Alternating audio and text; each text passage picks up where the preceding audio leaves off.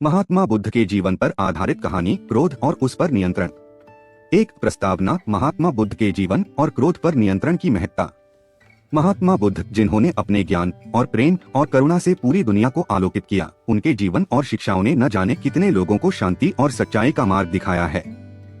बुद्ध के उपदेश केवल धार्मिक या आध्यात्मिक नहीं थे, बल्कि जीवन जीने की एक नई राह प्रस्तुत करते थे। उन्होंने जो सबसे महत्वपूर्ण बातें सिखाई, उनमें से एक थी क्रोध पर नियंत्रण। क्रोध, जो किसी भी व्यक्ति के जीवन को तबाह कर सकता है, उसे नियंत्रित करना जीवन में शांति और सुख पाने का सबसे बड़ा साधन है। बुद्ध के समय में समाज में अनेक प्रकार की समस्याएं थीं। लोग एक दूसरे से नाराज होते थे और यह नाराजगी धीरे धीरे क्रोध का रूप ले लेती थी।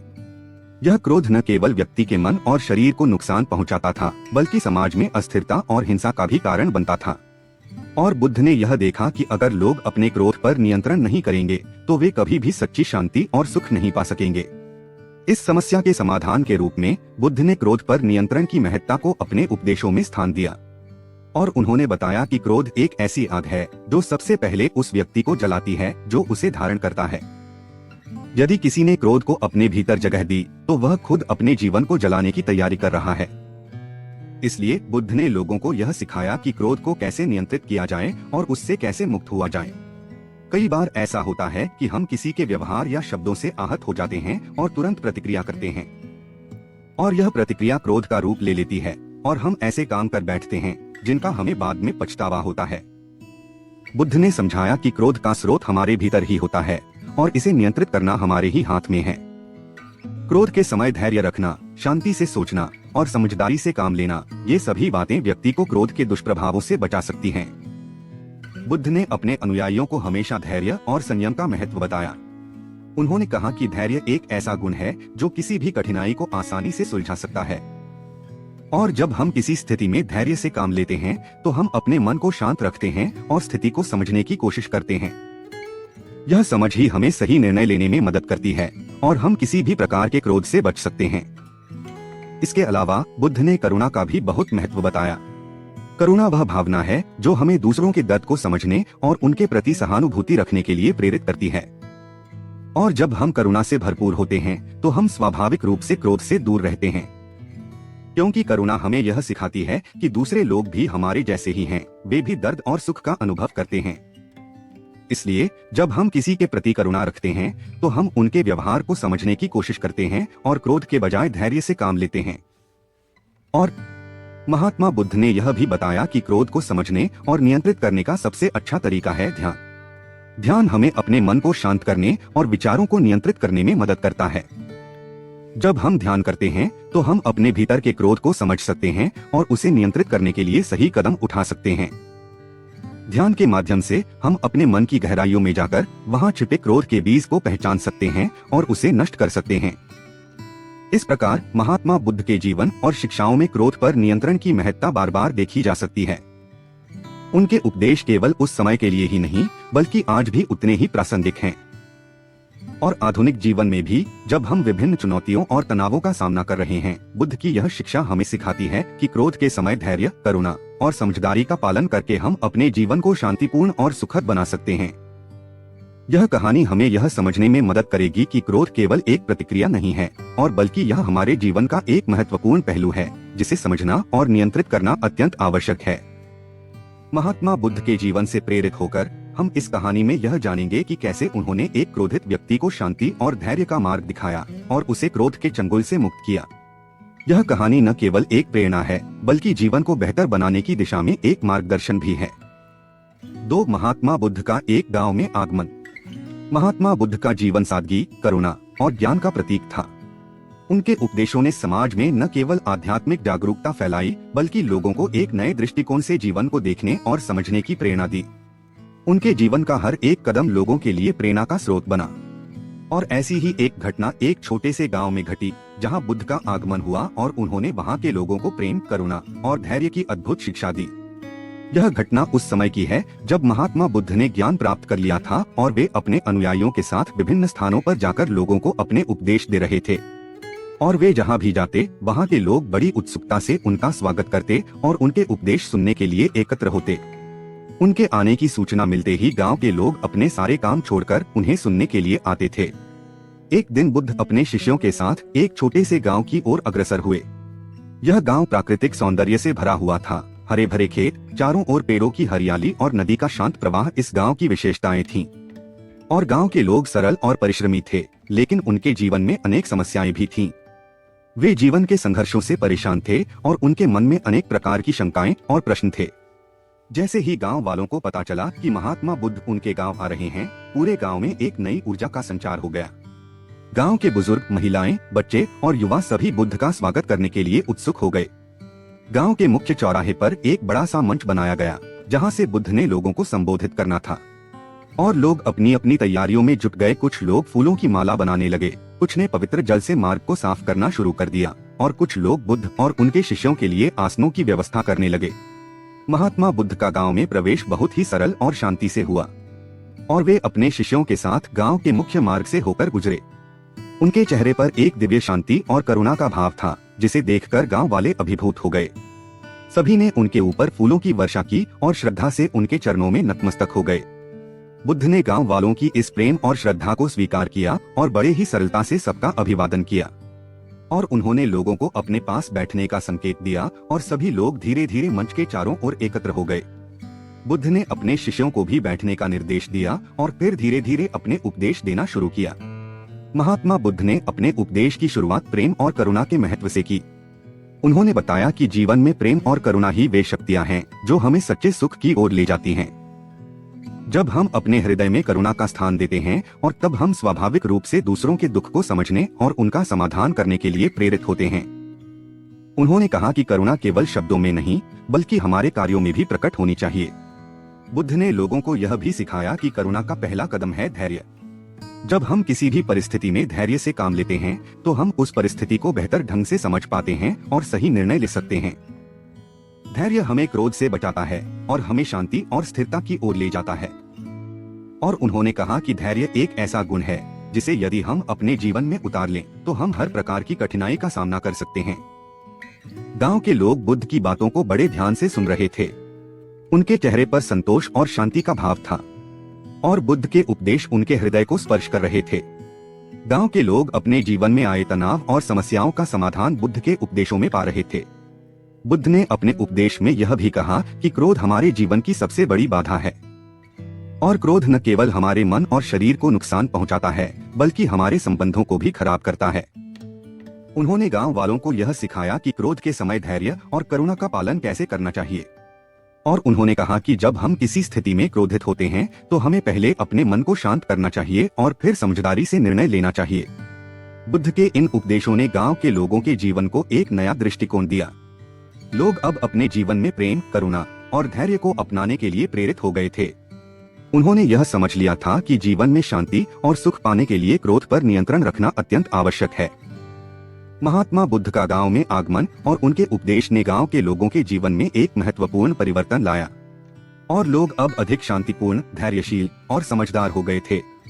बुद्ध के जाने के बाद भी उनके उपदेश गांव वालों के दिलों में गूंजते रहे और वे उनके मार्गदर्शन का पालन करते रहे। इस प्रकार महात्मा बुद्ध ने अपने जीवन और शिक्षाओं के माध्यम से यह दिखाया कि क्रोध पर नियंत्रण रखना कितना महत्वपूर्ण है। उनके इस उपदेश ने न केवल गांव के लोगों को, बल्कि हम सभी को यह सिखाया कि जीवन में शांति, प्रेम और धैर्य का महत्व क्या है। 3. क्रोधित व्यक्ति का बुद्ध से सामना। महात्मा बुद्ध का संदेश जितना शांतिपूर्ण और करुणा से भरा हुआ था, उतना ही उनके उपदेशों ने कई लोगों के जीवन में गहरा प्रभाव डाला। लेकिन हमेशा ऐसा नहीं होता था कि हर कोई उनके विचारों से सहमत हो, और कुछ लोग ऐसे भी थे जो बुद्ध की शिक्षाओं को समझ नहीं पाते थे और उनके प्रति असहमति और क्रोध की भावना रखते थे। ऐसी ही एक घटना का उल्लेख इस कहानी में है, जहां एक व्यक्ति ने महात्मा बुद्ध का सामना किया और क्रोध में आकर उनका अपमान किया। यह घटना उसी गांव की है जहां बुद्ध अपने शिष्यों के साथ आए थे और गांव के लोग उनके उपदेशों को बड़े ध्यान से सुन रहे थे और उनमें से कईयों के जीवन में बदलाव आ रहा था। लेकिन इसी गांव में एक व्यक्ति था जो बुद्ध के उपदेशों से बिल्कुल सहमत नहीं था और उसका मानना था कि बुद्ध के उपदेश केवल शब्दों का खेल हैं और वास्तविक जीवन में उनका कोई उपयोग नहीं है। उसके मन में बुद्ध के प्रति आक्रोश और असंतोष की भावना थी। उस व्यक्ति का नाम धनंजय था। वह गांव का एक प्रभावशाली व्यक्ति था जिसकी बातों का गांव के लोगों पर बड़ा प्रभाव था। और उसने देखा कि बुद्ध के उपदेशों से गांव के लोग प्रभावित हो रहे हैं और उनके जीवन में सकारात्मक परिवर्तन आ रहे हैं। लेकिन वह इस बात से खुश नहीं था। उसके मन में ईर्ष्या और क्रोध की भावना ने जगह बना ली थी। उसे यह महसूस हुआ कि बुद्ध के आने से उसकी प्रतिष्ठा और प्रभाव कम हो रहा है। धनंजय ने कई बार बुद्ध के उपदेशों को सुनने की कोशिश की, लेकिन हर बार उसे बुद्ध की बातें समझ में नहीं आती। उसे लगता कि बुद्ध केवल लोगों को भ्रमित कर रहे हैं और उनके पुराने विश्वासों को चुनौती दे रहे हैं। और उसका क्रोध बढ़ता गया और उसने निर्णय लिया कि वह बुद्ध का सामना करेगा और उन्हें साबित करेगा कि उनके उपदेश केवल दिखावा हैं। एक दिन जब बुद्ध गांव के एक बड़े पेड़ के नीचे बैठकर लोगों को उपदेश दे रहे थे, धनंजय ने वहां पहुंचने का निर्णय लिया। उसने मन ही मन ठान लिया था कि वह बुद्ध को सबक सिखाएगा। जब वह बुद्ध के पास पहुंचा तो उसने देखा कि बुद्ध कितने शांत और स्थिर हैं। उनके चेहरे पर एक अद्भुत शांति और करुणा का भाव था, और जिसे देखकर धनंजय का क्रोध और भी बढ़ गया। धनंजय ने बुद्ध के पास जाकर बहुत ही कठोर और क्रोधित स्वर में उनसे सवाल किया, तुम कौन होते हो हमें यह सिखाने वाले कि कैसे जीना चाहिए? क्या तुम समझते हो कि तुम्हारे ये उपदेश हमारे जीवन की समस्याओं का समाधान कर सकते हैं? तुम यहाँ आकर हमारे विश्वासों और परंपराओं को चुनौती दे रहे हो और लोग तुम्हारी बातों में आ रहे हैं। तुम सिर्फ एक दिखावा कर रहे हो और मैं इसे और बर्दाश्त नहीं कर सकता। उसके शब्दों में इतनी कठोरता और क्रोध था कि वहां बैठे अन्य लोग भी स्तब्ध हो गए, और किसी ने भी ऐसी उम्मीद नहीं की थी कि कोई व्यक्ति बुद्ध के साथ इस तरह का व्यवहार कर सकता है। और बुद्ध के अनुयायियों ने धनंजय को शांत करने की कोशिश की, लेकिन बुद्ध ने उन्हें रोका। उन्होंने धनंजय की ओर देखा, उनके चेहरे पर कोई भी क्रोध या असंतोष का भाव नहीं था। वे बहुत ही शांत और स्थिर थे। बुद्ध ने बहुत ही शांतिपूर्ण स्वर में धनंजय से कहा, प्रिय भाई, तुम्हारा क्रोध तुम्हारे मन का एक प्रतिबिंब है। मैं तुम्हारे शब्दों को सुन रहा हूँ, लेकिन मैं तुम्हारे मन की पीड़ा को भी समझ रहा हूँ, और तुम्हारा क्रोध तुम्हें खुद ही जला रहा है। धनंजय बुद्ध के इस शांतिपूर्ण और करुणामय उत्तर से और भी क्रोधित हो गया। उसने अपने शब्दों को और कठोर बना लिया और बुद्ध का अपमान करते हुए कहा, तुम्हारे ये शब्द मेरे लिए कोई मायने नहीं रखते, और तुम केवल एक धोखेबाज हो जो लोगों को भ्रमित कर रहा है। तुम्हारी ये शिक्षाएं सिर्फ दिखावा हैं और इनका कोई वास्तविक आधार नहीं है। बुद्ध ने धनंजय की बातें बहुत ही धैर्य और शांति से सुनी। उन्होंने अपना धैर्य नहीं खोया, बल्कि उनके चेहरे पर मुस्कान और करुणा का भाव और गहरा हो गया। उन्होंने धीरे धीरे धनंजय की ओर देखा और कहा, अगर कोई व्यक्ति तुम्हें एक उपहार देता है और तुम उसे स्वीकार नहीं करते, तो वह उपहार किसके पास रहता है? धनंजय ने कुछ क्षणों के लिए सोचा और कहा, वह उपहार उस व्यक्ति के पास ही रहेगा जिसने उसे दिया है। बुद्ध ने मुस्कुराते हुए कहा, तुमने ठीक कहा। इसी प्रकार अगर कोई व्यक्ति तुम्हें अपशब्द कहता है और तुम उसे स्वीकार नहीं करते, तो वह अपशब्द किसके पास रहेंगे? धनंजय ने अब कुछ नहीं कहा। उसने महसूस किया कि बुद्ध ने जो कहा वह सत्य है। मैंने अपने क्रोध को काबू में नहीं रखा और आपका अपमान किया। कृपया मुझे क्षमा करें और मुझे यह सिखाएं कि मैं अपने क्रोध पर कैसे नियंत्रण रख सकता हूँ। बुद्ध ने उसे मुस्कुराते हुए उत्तर दिया, तुम्हारा पश्चाताप ही तुम्हारे लिए पहला कदम है। जब तुम यह समझ लेते हो कि क्रोध तुम्हारे लिए हानिकारक है, तो तुम उसे छोड़ने के लिए तैयार हो जाते हो। और क्रोध पर नियंत्रण पाने के लिए तुम्हें धैर्य और करुणा को अपने जीवन में अपनाना होगा।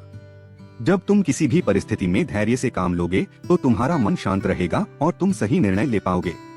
करुणा से भरा मन कभी क्रोधित नहीं होता, क्योंकि वह दूसरों के दर्द को समझता है और उन्हें क्षमा करता है। धनंजय ने बुद्ध की बातों को अपने जीवन में उतारने का संकल्प लिया, और उसने समझ लिया था कि क्रोध से न केवल उसका स्वयं का नुकसान होता है, बल्कि उससे उसके संबंध और जीवन भी प्रभावित होते हैं। उसने बुद्ध से मार्गदर्शन प्राप्त किया और उनके बताए हुए मार्ग पर चलने का निर्णय लिया। उसने करुणा, धैर्य और शांति को अपने जीवन का हिस्सा बना लिया और धीरे धीरे अपने जीवन में सकारात्मक परिवर्तन देखने लगा।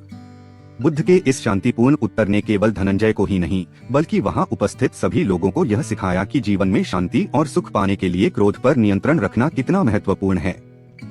और यह घटना एक प्रेरणा बन गई और बुद्ध के उपदेशों का अनुसरण करने वाले लोग इस शिक्षा को अपने जीवन में उतारने लगे।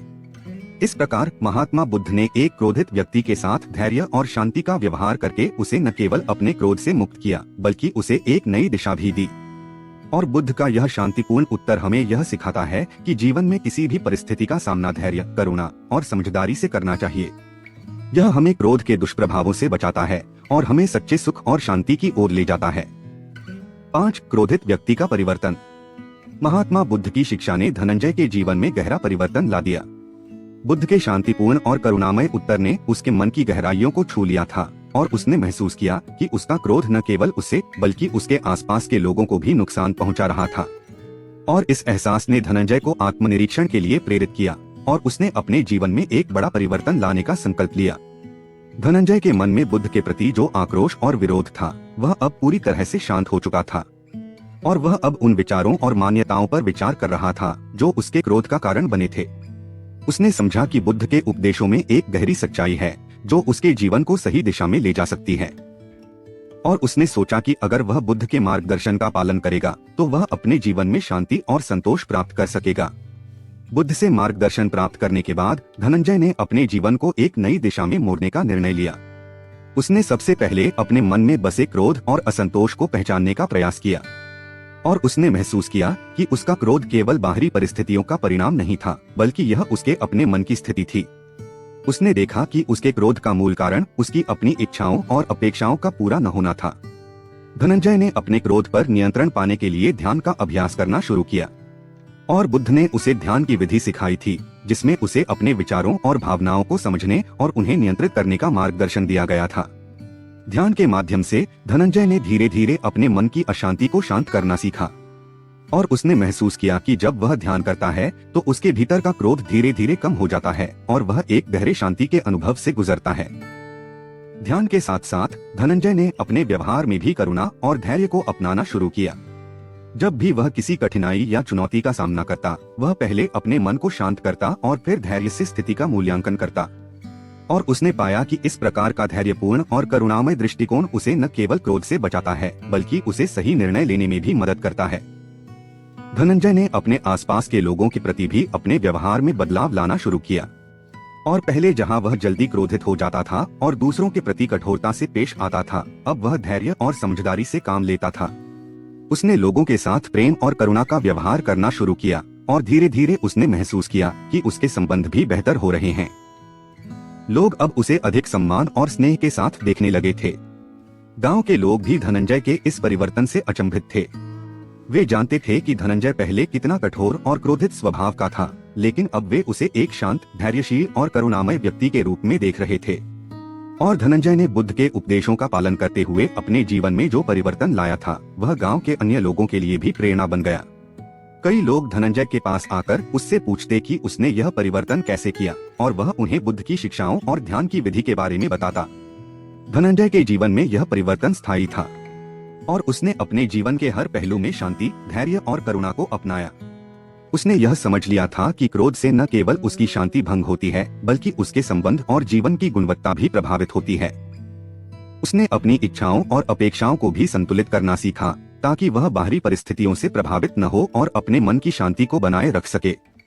धनंजय का यह परिवर्तन गांव के अन्य लोगों पर भी गहरा प्रभाव डालने लगा।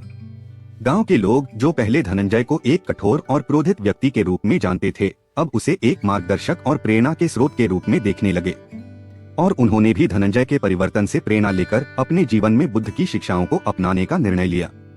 गांव में धीरे धीरे एक नई शांति और सद्भाव का वातावरण बनने लगा जहां लोग एक दूसरे के प्रति अधिक सहानुभूति और समझदारी से पेश आने लगे। धनंजय ने बुद्ध से जो शिक्षा प्राप्त की थी उसे उसने अपने जीवन का अभिन्न हिस्सा बना लिया। उसने अपने जीवन को एक नई दिशा में मोड़ा जहां क्रोध का स्थान धैर्य, करुणा और शांति ने ले लिया। उसने यह समझ लिया था कि जीवन में शांति और सुख पाने के लिए क्रोध पर नियंत्रण रखना कितना महत्वपूर्ण है। बुद्ध के उपदेशों ने न केवल उसके जीवन को बदला बल्कि गांव के अन्य लोगों को भी एक नई दिशा दिखाई। इस प्रकार धनंजय का यह परिवर्तन केवल उसके व्यक्तिगत जीवन तक सीमित नहीं रहा बल्कि उसने समाज में भी एक सकारात्मक बदलाव की शुरुआत की। और महात्मा बुद्ध की शिक्षाओं ने उसे यह सिखाया कि जीवन में शांति और सुख पाने के लिए हमें अपने भीतर की अशांति और क्रोध को पहचानना और नियंत्रित करना होगा। धनंजय का यह परिवर्तन हमें यह सिखाता है कि क्रोध के ऊपर धैर्य, करुणा और समझदारी का पालन करने से ही हम सच्चे सुख और शांति को प्राप्त कर सकते हैं। 6. बुद्ध की शिक्षाएं, क्रोध के नकारात्मक परिणाम और उससे बचने के उपाय। महात्मा बुद्ध ने जीवन के हर पहलू पर गहरी समझ और दृष्टिकोण प्रस्तुत किया। उनका जीवन और उनकी शिक्षाएं हमें सिखाती हैं कि कैसे हम अपने विचारों, भावनाओं और व्यवहार को नियंत्रित करके सच्चे सुख और शांति की प्राप्ति कर सकते हैं। और बुद्ध ने विशेष रूप से क्रोध के नकारात्मक परिणामों और उससे बचने के उपायों पर जोर दिया। उनकी शिक्षाएं हमें यह समझने में मदद करती हैं कि क्रोध केवल एक विनाशकारी भावना नहीं है, बल्कि यह हमारे मन, शरीर और संबंधों के लिए भी हानिकारक है। एक, क्रोध के नकारात्मक परिणाम। बुद्ध ने कहा कि क्रोध एक ऐसी आग है जो सबसे पहले उस व्यक्ति को जलाती है जिसने इसे अपने भीतर धारण किया है। क्रोध केवल एक क्षणिक भावना नहीं है, बल्कि यह हमारी सोच, व्यवहार और स्वास्थ्य पर गहरा प्रभाव डालता है।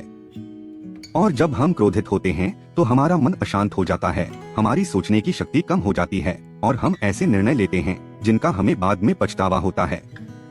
बुद्ध ने क्रोध को मन की एक विकृति कहा जो हमें सच्चे सुख से दूर करती है और हमारे जीवन को असंतुलित कर देती है। बुद्ध ने यह भी समझाया कि क्रोध केवल हमारे मन और शरीर को ही नहीं, बल्कि हमारे संबंधों को भी नुकसान पहुंचाता है। जब हम किसी व्यक्ति के प्रति क्रोधित होते हैं तो हम उसके साथ कठोर व्यवहार करते हैं और उसके प्रति हमारी संवेदनशीलता कम हो जाती है। इससे हमारे संबंध कमजोर होते हैं और कभी कभी पूरी तरह से टूट भी जाते हैं। और क्रोध के कारण हम अपने प्रियजनों से दूर हो जाते हैं और हमारे जीवन में शांति और प्रेम की जगह असंतोष और दुख ले लेते हैं। बुद्ध ने यह भी बताया कि क्रोध का एक और नकारात्मक परिणाम यह है कि यह हमारे जीवन में गलतियों और पछतावे को जन्म देता है। जब हम क्रोध में होते हैं तो हम ऐसे शब्द या कार्य कर जाते हैं जिनका हमें बाद में पछतावा होता है, लेकिन तब तक बहुत देर हो चुकी होती है। हम अपने क्रोध के कारण अपने जीवन में बहुत सी महत्वपूर्ण चीजों को खो देते हैं, जैसे कि अच्छे संबंध, अवसर और हमारी मानसिक शांति। 2, क्रोध पर नियंत्रण पाने के उपाय। महात्मा बुद्ध ने क्रोध पर नियंत्रण पाने के लिए कुछ महत्वपूर्ण उपाय बताए हैं जिन्हें हम अपने जीवन में अपनाकर शांति और संतोष प्राप्त कर सकते हैं। धैर्य का विकास। बुद्ध ने कहा कि धैर्य वह गुण है जो हमें किसी भी स्थिति में शांत और स्थिर रहने में मदद करता है। और जब हम किसी स्थिति में धैर्य रखते हैं तो हम उस स्थिति को बेहतर ढंग से समझ सकते हैं और सही निर्णय ले सकते हैं। धैर्य हमें क्रोध से बचाता है क्योंकि यह हमें तुरंत प्रतिक्रिया करने के बजाय सोचने और समझने का समय देता है। धैर्य का अभ्यास हमें जीवन की चुनौतियों का सामना करने में भी मदद करता है और हमें मानसिक और भावनात्मक रूप से मजबूत बनाता है। 2, करुणा का अभ्यास। करुणा वह भावना है जो हमें दूसरों के दर्द और दुख को समझने और उनके प्रति संवेदनशील बनने के लिए प्रेरित करती है। जब हम करुणा से भरपूर होते हैं तो हम स्वाभाविक रूप से क्रोध से दूर रहते हैं। करुणा हमें यह सिखाती है कि हम दूसरों के व्यवहार को समझें और उन्हें क्षमा करें। जब हम किसी के प्रति करुणा का भाव रखते हैं और तो हम उसके दोषों और गलतियों को भी समझने की कोशिश करते हैं और क्रोध के बजाय प्रेम और सहानुभूति से प्रतिक्रिया करते हैं। करुणा का अभ्यास हमें शांति और सुख की ओर ले जाता है और हमारे संबंधों को मजबूत बनाता है। 3, ध्यान का अभ्यास। ध्यान एक ऐसा साधन है जो हमें अपने मन को शांत करने और विचारों को नियंत्रित करने में मदद करता है। बुद्ध ने ध्यान को क्रोध पर नियंत्रण पाने का सबसे प्रभावी उपाय बताया है। ध्यान के माध्यम से हम अपने मन की गहराइयों में जाकर उन विचारों और भावनाओं को पहचान सकते हैं जो हमारे क्रोध का कारण बनते हैं। और जब हम ध्यान करते हैं तो हमारा मन शांत होता है और हम अपने विचारों को स्पष्ट रूप से देख सकते हैं। यह स्पष्टता हमें अपने क्रोध के स्रोत को समझने और उसे नियंत्रित करने में मदद करती है। नियमित ध्यान का अभ्यास हमारे मन को स्थिर और संतुलित रखता है, जिससे हम किसी भी स्थिति में शांत और संयमित रह सकते हैं। 4, समय दृष्टि, राइट व्यू का पालन। बुद्ध ने समय दृष्टि को 8 तत्वों में से एक महत्वपूर्ण तत्व बताया जिसे पालन करके हम जीवन में संतुलन और शांति प्राप्त कर सकते हैं। समय दृष्टि का अर्थ है जीवन को सही दृष्टिकोण से देखना और समझना, और इसका मतलब है कि हम अपने जीवन की वास्तविकताओं को समझें और उन्हें उसी रूप में स्वीकार करें। जब हम जीवन की सच्चाइयों को समझते हैं तो हम उनसे लड़ने के बजाय उन्हें स्वीकार कर लेते हैं, जिससे हमारा क्रोध भी कम हो जाता है। समय दृष्टि का पालन हमें जीवन में धैर्य, करुणा और समझदारी का पालन करने के लिए प्रेरित करता है। B, क्षमा का अभ्यास। बुद्ध ने क्षमा को क्रोध से मुक्त होने का एक महत्वपूर्ण उपाय बताया है। और जब हम किसी के प्रति क्रोधित होते हैं तो उस व्यक्ति को क्षमा करने से हमारा क्रोध अपने आप समाप्त हो जाता है। क्षमा करने का अर्थ है उस व्यक्ति के प्रति हमारी सभी नकारात्मक भावनाओं को छोड़ देना और उसे नए दृष्टिकोण से देखना। जब हम क्षमा करते हैं तो हम न केवल अपने क्रोध से मुक्त होते हैं, बल्कि हम अपने मन में शांति और सुख का भी अनुभव करते हैं। क्षमा का अभ्यास हमारे संबंधों को सुधारने और उन्हें मजबूत बनाने में भी मदद करता है। क्रोध से मुक्त होने का मार्ग। बुद्ध ने यह सिखाया कि क्रोध से मुक्त होने का मार्ग स्वविवेक और आत्मनिरीक्षण से होकर जाता है। जब हम अपने विचारों और भावनाओं को ध्यानपूर्वक समझते हैं तो हम उन्हें नियंत्रित कर सकते हैं और क्रोध को अपने जीवन से बाहर कर सकते हैं। और उन्होंने कहा कि हमें हर दिन अपने मन की स्थिति का मूल्यांकन करना चाहिए और यह देखना चाहिए कि हम किस प्रकार की भावनाओं को अपने भीतर पाल रहे हैं। ऐसा करने से हम धीरे धीरे क्रोध से मुक्त हो सकते हैं और अपने जीवन में शांति और सुख प्राप्त कर सकते हैं।